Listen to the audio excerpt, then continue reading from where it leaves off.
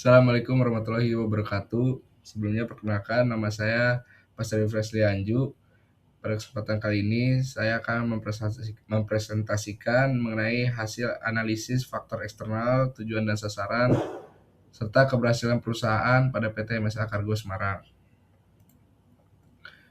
PT MSA Kargo Semarang didirikan pada tahun 1981 oleh Monang Senipar di Jakarta dan berkembang dari perusahaan logistik kecil menjadi salah satu perusahaan logistik lokal besar di Indonesia. Saat ini MSA Kargo memiliki jaringan cabang di berbagai kota besar termasuk Semarang yang mendukung layanan distribusi perusahaan secara nasional. Kemudian ada juga visi misi perusahaan, yaitu perusahaan yang kuat dan sehat serta karyawan yang sejahtera dan memberikan layanan yang terbaik untuk memenuhi kepuasan pelanggan. Terus selanjutnya ada faktor eksternal. Faktor eksternal yang pertama itu adalah faktor regulasi, di mana faktor ini mencakup kebijakan dan peraturan pemerintahan yang mempengaruhi operasi logistik. Sebagai contoh, peraturan transportasi nasional.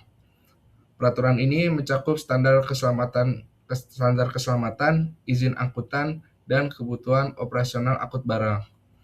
Perubahan peraturan dapat mempengaruhi biaya dan prosedur layanan. Kemudian contoh yang kedua yaitu peraturan kepabeanan untuk pengiriman ekspor impor.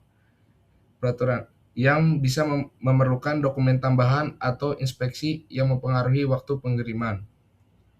Kemudian faktor berikutnya itu adalah faktor ekonomi. Faktor ini berkaitan dengan kondisi ekonomi yang mempengaruhi permintaan jasa logistik.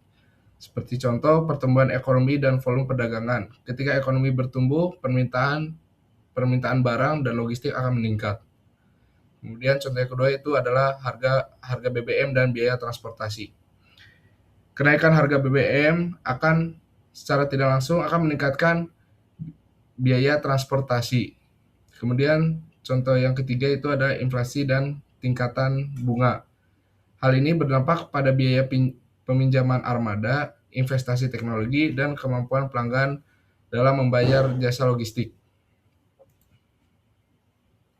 Kemudian faktor eksternal berikutnya itu faktor sosial, di mana faktor ini berkaitan dengan demografi, budaya, dan perilaku konsumen. Sebagai contoh, perubahan perilaku pelanggan, terutama dari belanja offline ke online, dan mempercepat kebutuhan jasa pengiriman.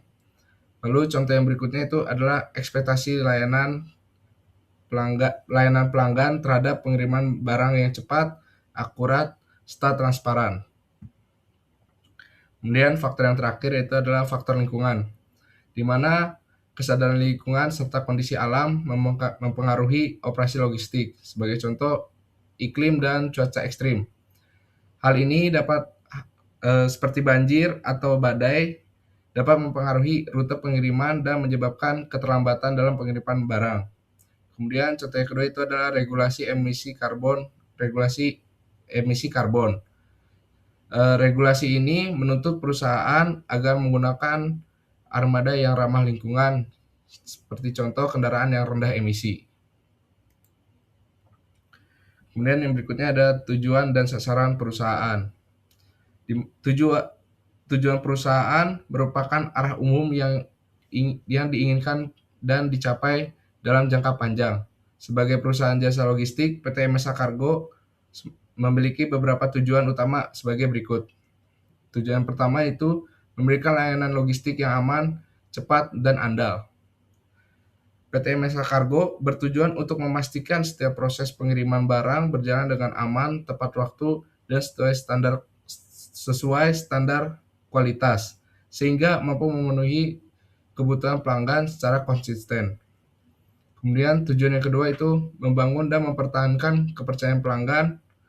Kepercayaan pelanggan menjadi tujuan terpenting perusahaan yang dicapai melalui ketepatan waktu pengiriman, keamanan barang, serta komunikasi layanan yang transparan. Lalu tujuan yang ketiga yaitu adalah meningkatkan daya saing di industri jasa logistik.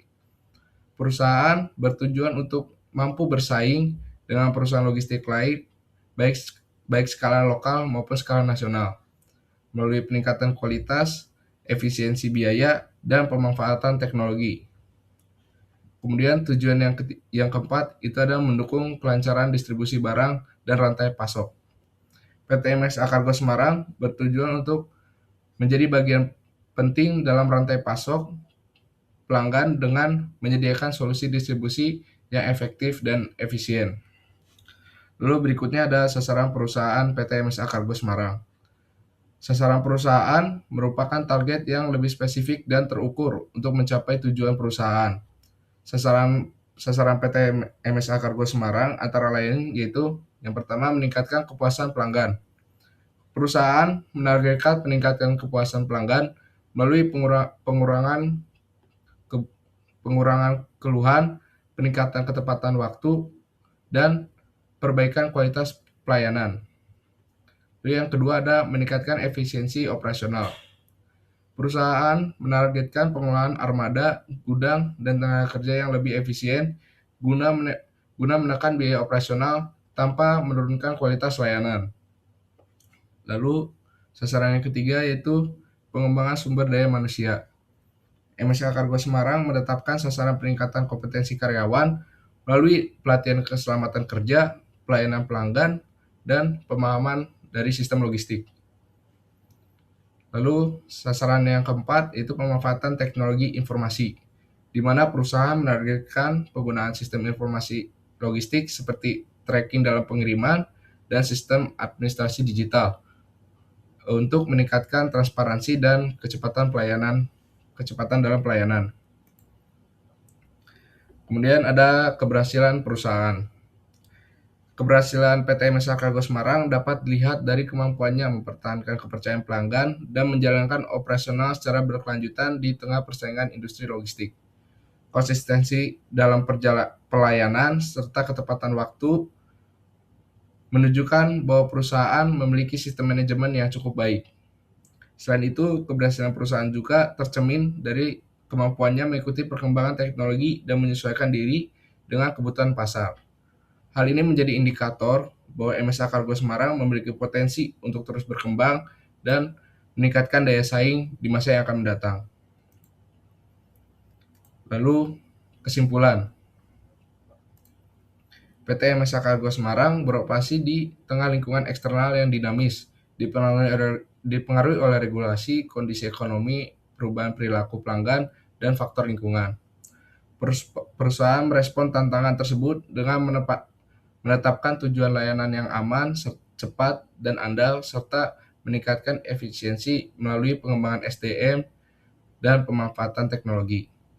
Keberhasilannya tercermin dari kemampuan bertahan dan daya saing melalui layanan yang konsisten, tepat waktu, dan adaptif terhadap kebutuhan pelanggan. Dan ini adalah beberapa sumber yang saya gunakan dalam hasil analisis ini. Sekian presentasi dari saya. Assalamualaikum warahmatullahi wabarakatuh.